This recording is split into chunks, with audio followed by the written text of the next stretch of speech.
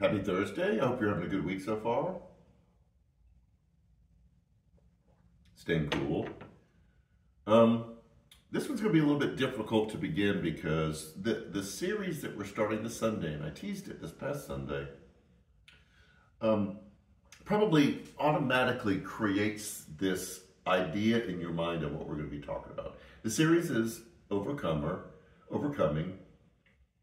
And we have a tendency to think overcoming as getting past external obstacles or hindrances that are keeping us from living the life that we want, getting to where we want to go. Yesterday morning, I was on my way into work, big accident on 27 and Davis. The light was flashing, traffic was backed way up. Now, it's like the third time I've run into a traffic accident at LaGrange in the past couple of weeks. But I was able to get in the turn lane and navigate the accident. And my thought was, I overcame. But then I've still got other obstacles to go. And that's the way we think of overcoming is I had something outside of me that was hindering me and it kept me from where I was going. But there's a passage at the end of Acts 28, where Paul was under house arrest. It was the end of his life. And it said for the final 2 years of his life, he preached the gospel with boldness and without hindrance, which in our definition of overcoming and obstacles makes no sense at all. He was under house arrest. You know, he didn't have an ankle monitor that said, you can go a half a mile or a mile away from your house. Like, he was confined, soldier at the door, can't ever leave. But it said he preached without hindrance. So there is an understanding of overcoming there that's different than what we tend to think. That there was something that happened inside of him that released him to live the life that he wanted to live, even though externally he was being constrained. And so this is the direction that I think would be better for us to go when we look at overcoming. Is not how to defeat our enemies and how to conquer and how to win, but it's like, because we can't control all that. I couldn't control the accident this morning or the fact that the light was out, but I can control how I reacted in that moment. And so when we're going to look at overcoming, we are going to examine what it looks like to have those obstacles inside of us. The things that hinder us, the things that get in our way, the things that keep us from being who God created us to be. What are the ones inside of us, the things that people see and experience and that we don't know about?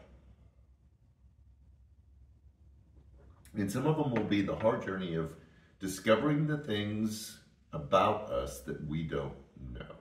And we all know that we have those things that we don't know. We don't know everything about us or how we are.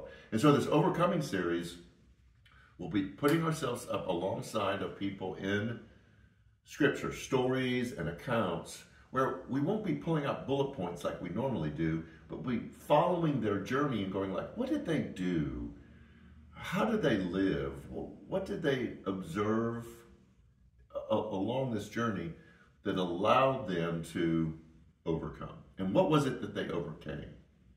So for the month of September, starting this Sunday, we're going to look at the real battle and journey of overcoming. Saving ourselves from ourselves. We have so much going on in the church right now. We have the singles event coming up at the Chop House. Call the church office, contact Raj. The information's on the brochure. We're still collecting for Hope Academy and for Promised Land. We've got the container out front, but if you want to donate, we're going to be shutting that down soon so we can take it to Hope Academy. So if you haven't donated to that yet, make sure that you do that. Got women's Bible study. We had Man Cave Monday night. That was absolutely fantastic. Cookout, which is always good. Everything that you need to know, it will be on social media. Promised Land, Children's Ministry, the student ministry started back up. So just check all that out. So I don't know what battles you're fighting today, what you feel like you need to overcome, but we got some insight for you. So we hope you join us Sunday, in person or virtual, for our first journey in looking into what it looks like to live a life as an overcomer. So have a great week, and we'll see you Sunday.